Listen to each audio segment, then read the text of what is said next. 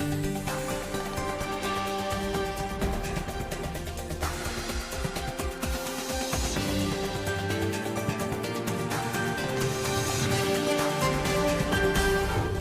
today's World Insight with Tian Wei, landslide victory for a former comedian in the Ukrainian presidential election.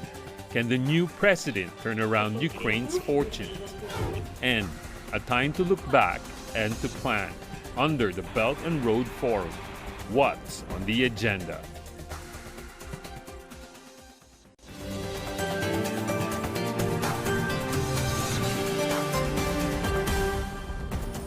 Hello and welcome to World Insight with me, Tian Wei. The program is coming to you live on CGTN. We begin today's show in Ukraine, where a man who played a president on television is now preparing to take on the role in real life. Volodymyr Zelensky defeated the incumbent president, Petro Poroshenko, with more than 70% of Sunday's runoff vote. He will take the reins of a country that's facing a lot of challenges. Take a look. He won by a landslide. Volodymyr Zelensky, a popular comic actor with no previous government experience, has a new role to play for the Ukrainian people. He will now be their president. And Ukraine has a lot of challenges ahead. Many Ukrainians feel that the military standoff with Russia in the east of the country is one of the most important issues they face. I think when the war stops, everything will improve. The country can develop when there is a war. On the eve of his victory, Zelensky pledged that he would wage an information war to stop the hostilities in Donbass, but gave no further details. Sociology shows that the war is the main problem, and the president will have to give promises and make decisions that society will or will not support. Some Ukrainians fear Zelensky's political inexperience will be no match to Russian President Vladimir Putin. I think he will start falling on his knees in front of Putin, telling him to take Donbass, take Crimea, just don't make war in Ukraine. This threat currently exists, that we can lose part of our country. To address the country's long-standing corruption concerns, Zelensky says he will overhaul law enforcement and strip lawmakers and judges of legal immunity. The country's economy is also struggling. Taxes and utilities are high, while salaries and pensions are low. Zelensky plans to do what is needed to maintain economic stability and stay on course with Ukraine's IMF program. Yet the most pressing challenge for Zelensky is the government itself. The country's parliament is divided, and without a strong coalition partner, Zelensky will face a difficult time getting changes approved. I believe Zelensky will succeed, but I don't think he'll be able to do anything before the end of summer with the current parliament. He needs his own team to support his ideas. Parliamentary elections take place in October, but there's no guarantee a more Zelensky-favorable outcome will emerge.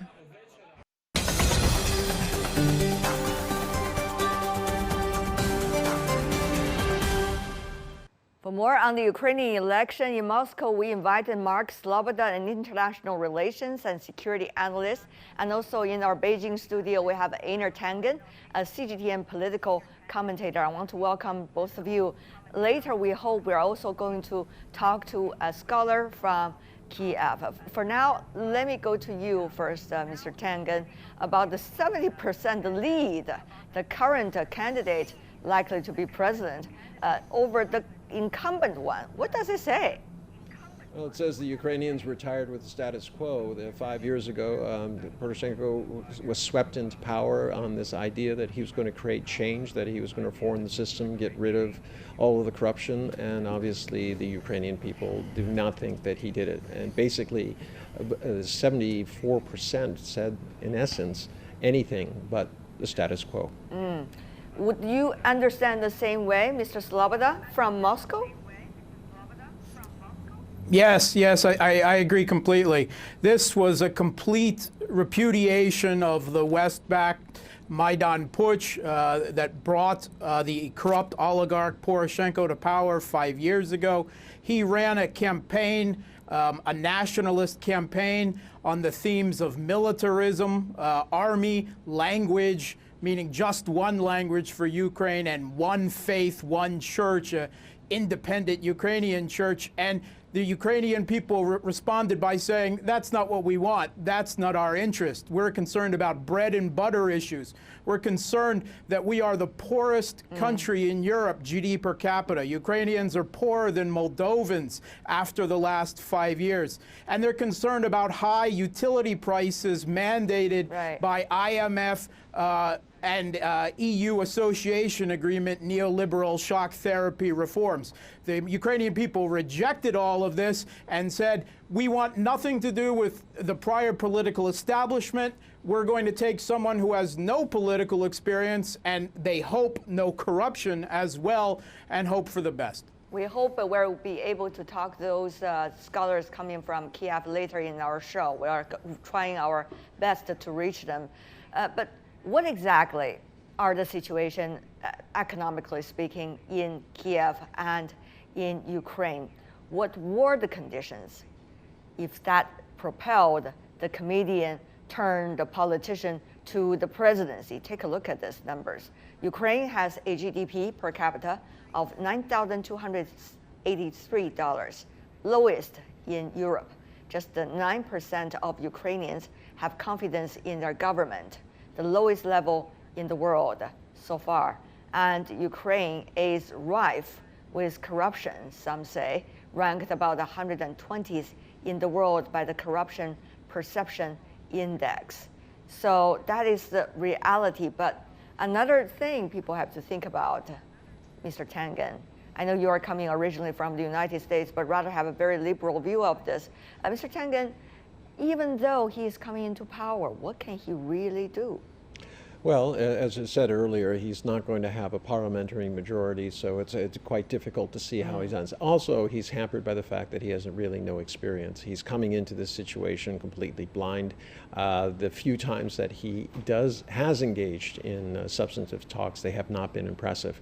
So he's going to have to go through a very quick learning curve, and he's going to have to find the people who can actually implement something. He has a lot of pressure. There's some of them are unrealistic. About almost 40% of the people in Ukraine believe that he can somehow affect the utility prices, and that's not really something the government can do unless they start giving subsidies, and the government is not in a position to do that. And of course, as a result of this, the role of Russia and Moscow is of some significance. Mr. Sloboda, since you are based in Moscow, help us understand this. According to the Kremlin, it is having certain hope for this new president in Ukraine. The earlier relationship between Kiev and Moscow is well known to the rest of the world. Moscow wants it to be, quote unquote, making sound judgment, pragmatism, and also honesty, quote unquote. Exactly to your ears, Mr. Sloboda, what exactly does Russia mean? Yeah, well, Ukraine is facing a lot of problems because it is still involved in a civil conflict in East Ukraine after the people of Donbass rose up, not accepting the seizure of power of the West-backed Maidan Putsch that brought Poroshenko to power 5 years ago. And the conflict continues to this day with the people of Donbass, and kind of a right to protect mode are supported to some degree at least, particularly with humanitarian aid, but likely also with funding and arms from Moscow. The polls give indication that the people want this conflict to come to an end, and Zelensky certainly hinted towards that, but he gave no clear indication of how he would get there. When Poroshenko was elected, he was also seen by many people that he would bring an end to the conflict in Donbass. In fact, he promised to do so within 24 hours at one point, but instead he escalated it. And that proved disastrous in the frozen conflict that we have 5 years today. Russia would like to believe that Zelensky intends to reconcile with the people of East Ukraine, but he's already given every indication that he gives he does not intend to fulfill the Minsk Accords that were agreed upon by the previous Ukrainian government and its European interlocutors, but have never been acted upon. He doesn't want to meet with the authorities in East Ukraine, and that's going to be problematic. And therefore, Russia probably is going to give him a time period to prove that he's honest about improving relations. Even after the last 5 years of conflict and sanctions, Russia is still Ukraine's biggest trade partner. And that's simply a geoeconomic fact. You can't have a prosperous Ukraine that is hostile to, well, half of its own country and Russia as well. It's simply not a formula for success. Well, from your perspective, Mr. Tangen, the Russia's role, at this moment, Russia is still banning export of energy and oil to Ukraine, and of course, that's a big problem for the latter country. Meanwhile, Ukraine is working very hard in the Poroshenko administration to have much closer relationship with the EU, to become a member of the EU, and also, of course, to the West, particularly to the United States. So, Mr. Tangen, when the new president comes into power with such a winning, shall I say, with such a victory, when you look at the polls, can he have much strength in turning the geopolitics the way he wants? Well, a lot will depend on what happens in October. I mean, during this meantime, I mean, politicians generally will fall into line with what they think the people want. This is an overwhelming majority when you get that kind of those kinds of numbers, and perhaps they will try to do it. But you know, one of the first things he's done is he wants to remove the idea that you cannot be prosecuted while you are actually in the Duma. And this may not be very, very popular with the members of parliament, because they've seen this as a long-held and cherished right to not be hassled while they're in office. So from that perspective, I don't know that he's going to be mending any fences there. He's also been going after the military and the government for corruption. This is something that 32% of the people in Ukraine want. In terms of Russia, you know, there's much to be said on the other side as well. I mean, both Europe and America have an agreement that this is not a situation that is one-sided, that Moscow is right and everyone else is wrong. It's rather complicated relationship. Now, Poroshenko, of course, has been played very strongly toward the West during his administration. And with the latest polls, it seems to suggest that the people do not necessarily in favor of that 100%, to say the least. Mr. Sloboda, now, Russia also has an opportunity when a new president of Ukraine comes into power. So what could be some of the goodwill gestures coming from Moscow toward the new president and give him a consensus and opportunity to work with Moscow on a closer basis than his predecessor? Yeah, just a quick correction. The Ukrainian parliament that was referred to earlier, it's the Rada, not the Duma. The Duma is the Russian parliament. I think the Russian government would be well favored to be open to some kind of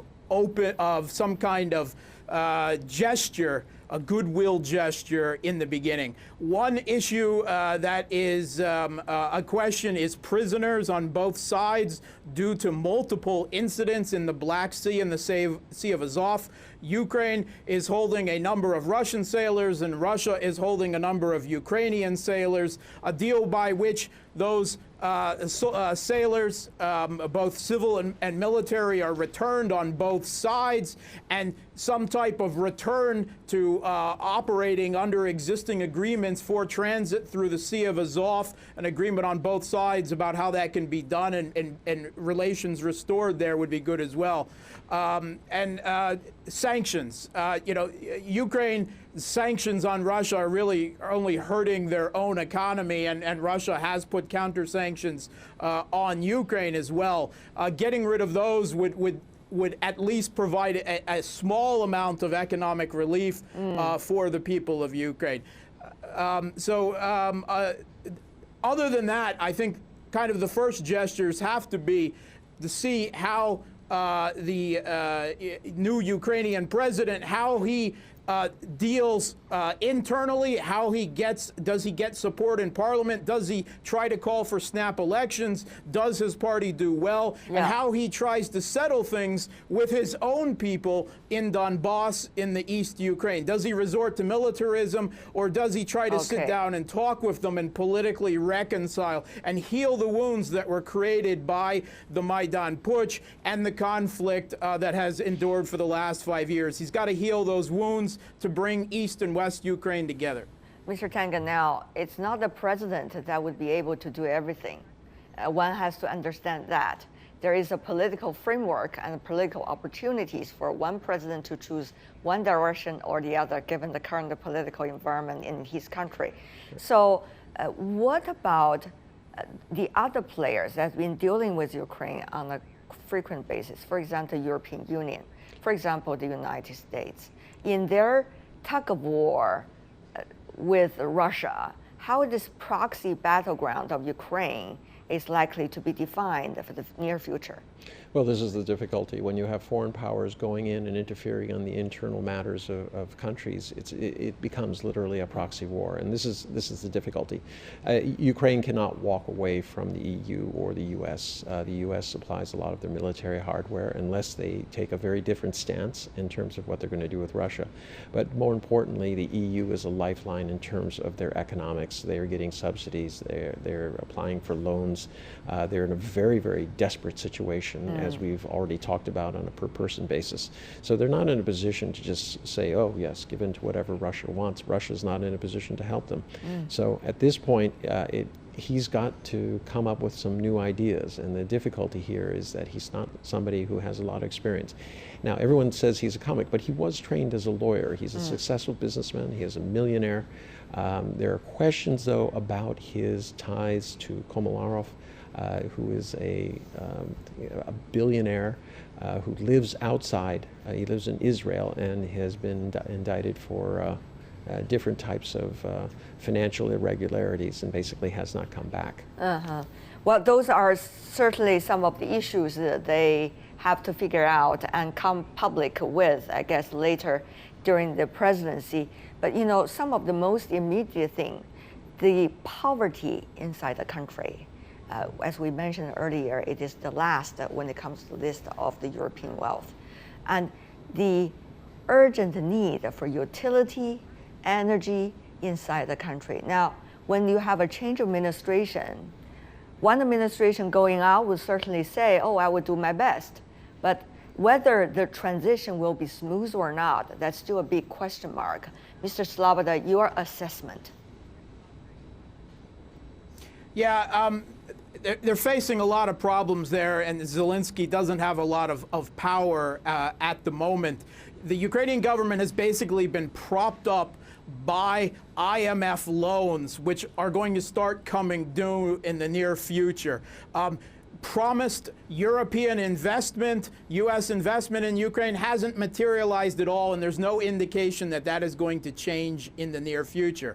On top of it, Russia's Nord Stream 2 pipeline to Germany is going to come online at the end of this year, and that's going to cut out gas transit fees, which are a very significant chunk of the Ukrainian economy. So they're going to be facing a very bad situation. With the IMF essentially ruling the country and dictating internal gas prices, he's not in a room to offer the Ukrainian people relief that way. Right. Also, the EU Association Agreement and the IMF are demanding privatizations of state companies. That's going to mean millions of unemployed people in Ukraine.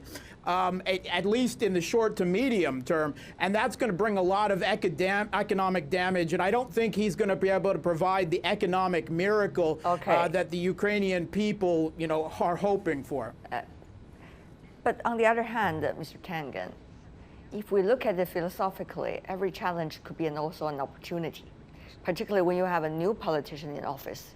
He could take great advantage of the difficulties and turn it around and rally the country if he is smart enough politically and if circumstances permit it to happen. So, Mr. Tangen, about the immediate poverty, about the immediate economic problems, and about the immediate geopolitical challenges the new president has to handle, what do you think he needs to have in hand? Well, he has to make a determination in the war. The war is the most costly effort that they're going. It's taking resources away from everything that you just talked about. So he has to solve that. And if that means coming to terms with Russia, so be it. But at the same time, he has to keep some sort of balance with the EU. As said, his economic sustaining power right now, anything that he's going to need to rebuild Ukraine is going to probably have to come from the West. There's just only so much that Russia can do. Russia's under a lot of pressure at the moment as well. What about from the United States? I don't think there's much chance that there will be economic aid from the United States. Donald Trump is not in a very giving mood these days. He's more about making America great again, which means taking. So as complicated as the situation is, what would that mean for the region, Mr. Sloboda? I mean, that's also a very crucial question about the peace particularly.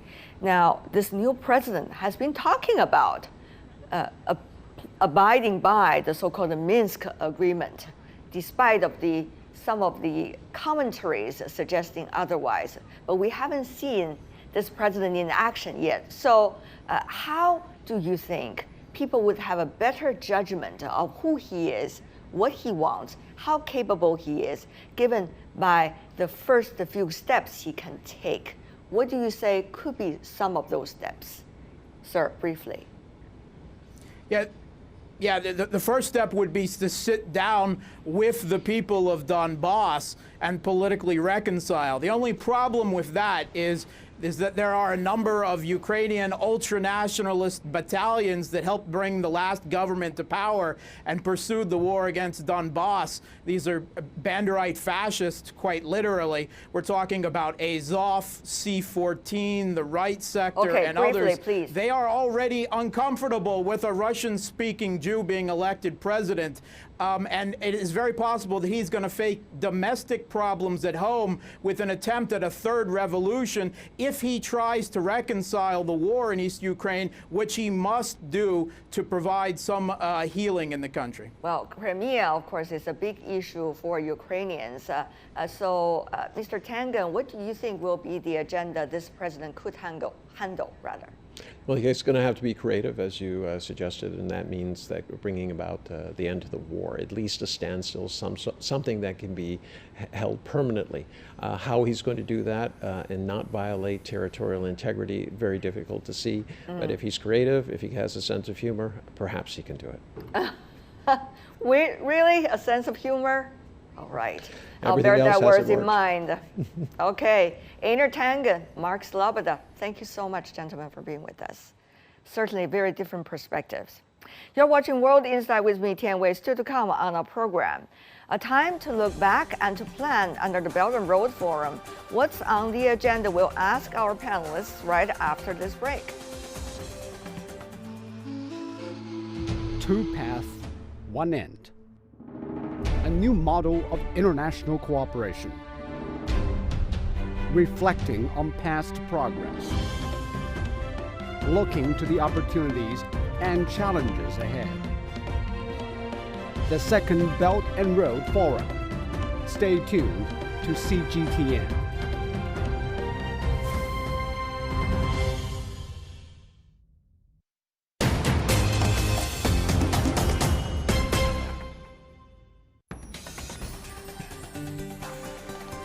The world is changing fast, taking all our lives with it.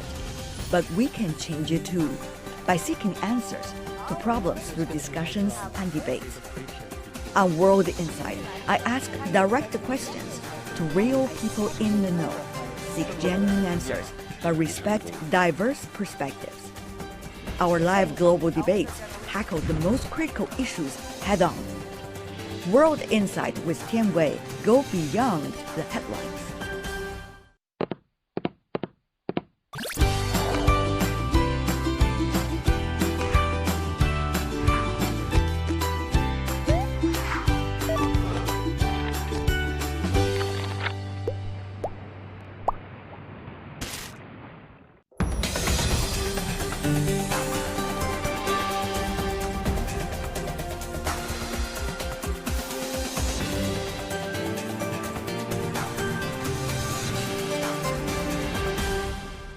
Welcome back. You're still watching World Insight with me, Tian Wei. The program is coming to you live on CGTN.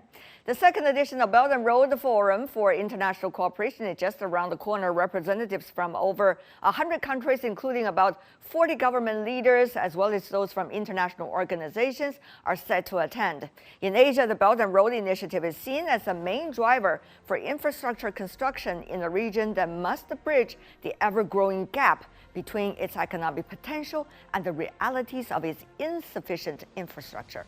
From Sri Lanka and the Maldives to Pakistan, the projects already in place show concrete results of the initiative. True to its global status and inclusive nature, the Belt and Road Initiative is fulfilling its mission: regional development and international integration.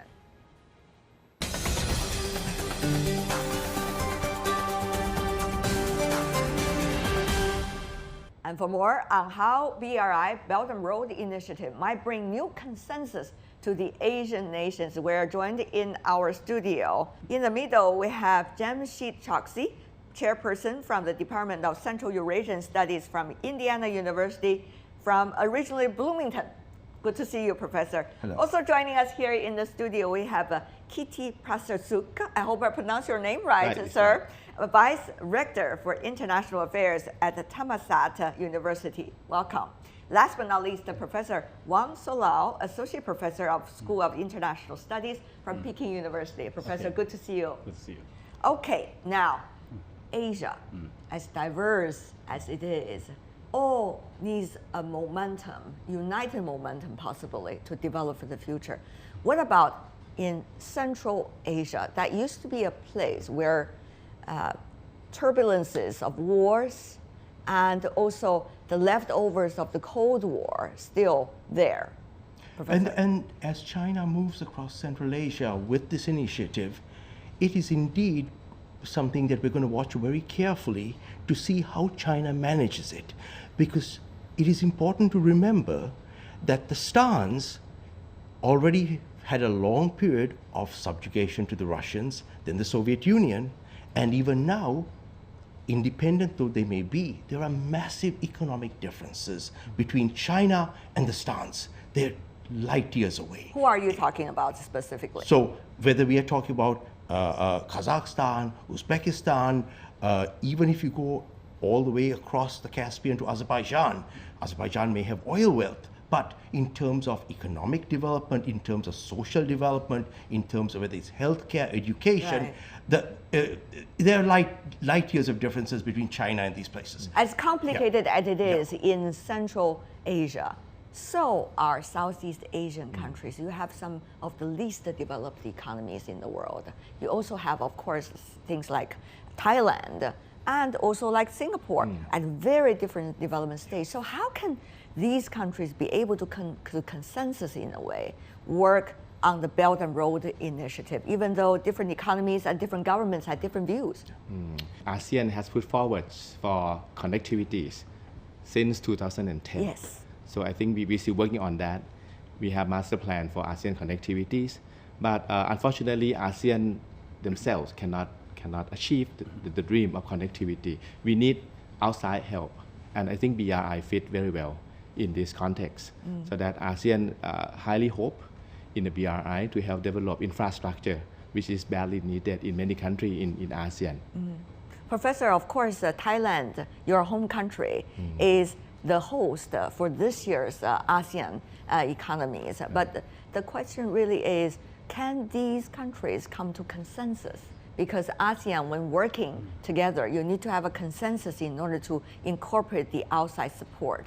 So that is the issue. Or you think this better practice work bilaterally rather than multilaterally through ASEAN? I think in BRI, it's not multilateral. So far, it has been done bilaterally. The negotiation always bilateral.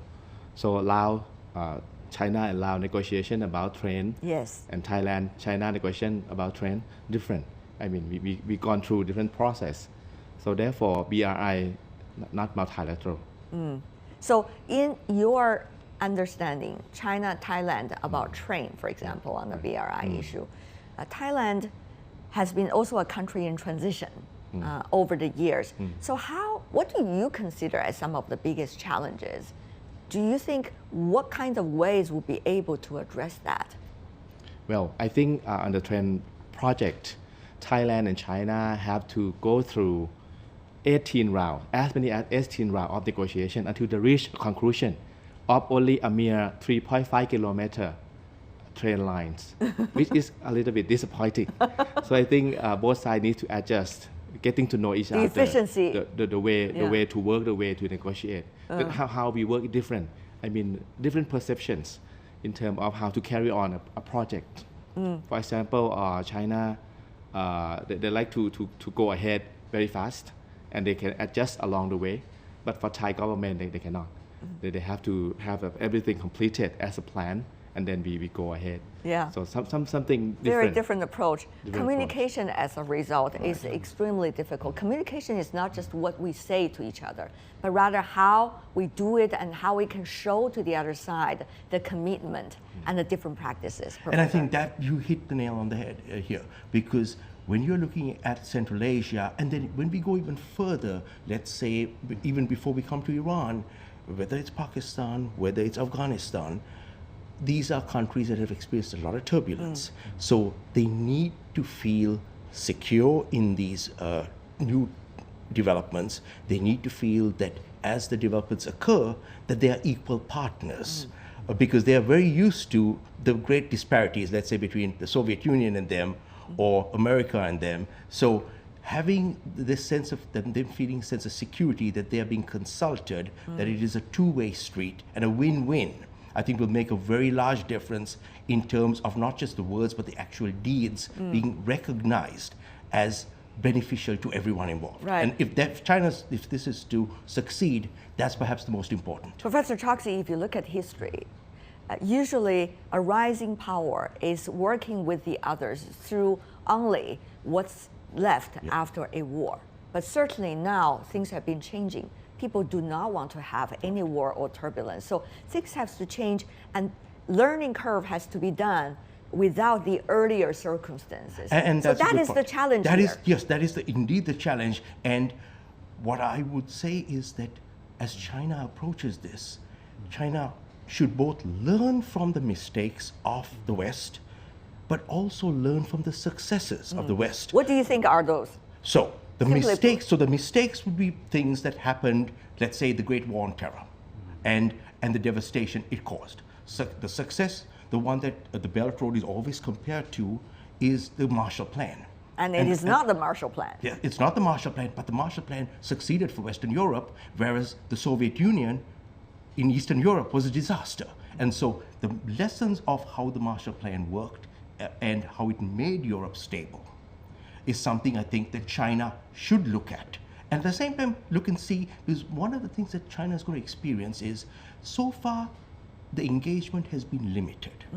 What happens as the initiative starts succeeding and China has more and more investment, not just economic, but on the ground footprint? When challenges occur to that, how does China react? And that is when China may have to show restraint. These are very interesting and important points, by the way. And Professor Wang, of course, I know you are an expert in the Middle East studies. And in China, of course, there are many who have different expertise. You are coming from that side. The Middle East, the same thing. Those countries have been experiencing very different, shall we say, the past few decades compared to a lot of the other economies in the world. And now, of course, geopolitically, things are getting ever more complicated with the relations between Israel and the United States changing, and the Trump administration's current policy choices in the Middle East. So about that, how is China going to incorporate all of these dramatic changes as Professor Chomsky earlier mentioned, to learn from the earlier experiences and lessons? Those are very interesting combinations. Yes, that's true. Middle East is always a problematic area. For many countries, many big powers, they made mistakes, just as Professor Choski mentioned before. my point is China should be careful when you engage in these countries. Our policy, I think, is now to try to promote economic interest, because economic growth is a common thing for any country. Whatever you have, you are rich in energy, you are poor in energy, whatever you are well developed or you are poor developed. You know, even the countries, Saudi Arabia, UAE, or the country like Tunisia, Egypt, they all want to promote their economic growth. From Thailand's perspective, let's just put it that way as an example, how is the country making its own choices? Do you feel like being forced to stay in one line or the other? It's the same thing also with China, for example, with China-US relations now still hanging in the air. We do not know the nature of the relations for the future. How is a country like Thailand making its choices? Well, I think Thailand does not make any choice. That's always a smart answer, isn't it? So, we tend to be good friends with any country, particularly major powers. Sometimes you are being chosen to stand in one line or the other by pressure. What are you gonna do? As you know, we had a military coup in 2014, and that we got a lot of pressure from the West, particularly the United States under Obama administrations. And Thailand was pretty much leaning closer to China. 2014, 15, 16. But once Trump came to power, it's quite a mixed blessing for Thailand. So Trump did not pay attention much to democracy, human rights. So we came to develop a close relation with the US back again. But that's the general stance of Thai government. Any government, even military government or civilian government, we tend to make friends with major powers. Yes. China, Japan, US, India, Australia. So we are good friends with all of them. And in fact, for the train project, we give the train line, northeastern line to China, another line, the north-south line, probably go to Japan. That is geopolitics decision. There's always one issue that we haven't been able to tackle. That is, whether we are going in very different directions. We see recently the ideological debate in the world about what kind of world we want, we aspire to achieve together. Is it more multilateral or is it more unilateral? Is it more protectionism or is it more free trade? Of course, different people, different countries have different interpretations about it, but having a concerted consensus would bring us more strength. But the question really is whether we have that consensus or not, and what is the role, for example, of ASEAN countries in this regard, Professor Kitty? In fact, I think ASEAN should play more role in terms of to maintain liberal order in terms of trade regime. In fact, RCEP, the Regional Comprehensive Economic Partnership among the 10 ASEAN countries plus the 6 countries, China, Japan, Korea, Australia, New Zealand, India, that has been negotiated for so long, and the deadline has been keep postponing for the past 3 or 4 years. But I heard that it's been speeding up recently. Yeah, we should. I think under the leadership of ASEAN and also China, Japan, and major countries, we should accelerate the process to show the world that we need to go for multilateralism, we need to go for a fair trade rather than protectionism. And how will that, since we talk about the BRI, Belt and Road Initiative, be able to work with those different mechanisms? And of course, BRI is only part of the picture, it's not the whole picture. Well, I think overall, I think economic development is a key point here in Asia overall. And that's why many countries, all the countries in Asia, except Japan, they are very eager to join the AIIB, Asia Infrastructure Investment Bank. So that's why we really need infrastructure. So I think BRI can make it be in the picture that it can help stir economic development in the region. And it's not just about economic development, it's also about the connectivity as a whole that BRI aspire at least to achieve. From your perspective, Professor Choksi, of course that is extremely important for Central Asia. They're extremely important for Central Asia and across, like I said, across parts of the Middle East. We have seen both those areas as areas of conflict. But now, what Belt Road can do is perhaps by changing the economics and making local opportunities available, it could perhaps help resolve some of the conflicts within the countries and across borders. So that can be one great, shall we say, benefit coming out of it. Remember, the world was sort of moving, we thought, towards multilateral, free trade and all the rest. And we've seen within just the last few years, all the old tendencies come back up. And so one thing that China can do in terms of leadership is to provide a leadership that says, no, we can work together, we can go forward, it can indeed benefit the globe. Right. Professor Wang, before we go, also some input from you as well. Belt and Road Initiative, as all of you know it sophisticatedly, it's not just about China. Yes. It's about building a platform with partners around the world so that everyone on that platform would be becoming a part of the so-called win-win-win-win situation in a way. But that takes a lot of political wisdom. Yes. And it takes a lot of nuances on the ground in order to achieve that. Now, Professor Wang, your thought about this quite a winding road in a way. So by using the official concept by our Foreign Minister Wang Yi, he publicly said that BRI is a public good. That means China contribute to the world to benefit all over the world, not only China. To go back to the Middle East, China, this is a geopolitical conflict area. China always takes the side of peace, stability, and political resolution. China always opposes war, conflict. I think this is not only ideology, but also value of China. Right. A lot of things are easier said than done. We all know that on the ground, things are changing as we talk. But certainly with a concerted goal of making it a peaceful evolvement in our world, we hopefully will be able to achieve more than we did before. For now, I want to thank the three of you for joining us on this discussion. Professor Choksi, Professor Kitty, and Professor Wang. Thank you so much for being with us. Really appreciate it. Thank you. Thank you.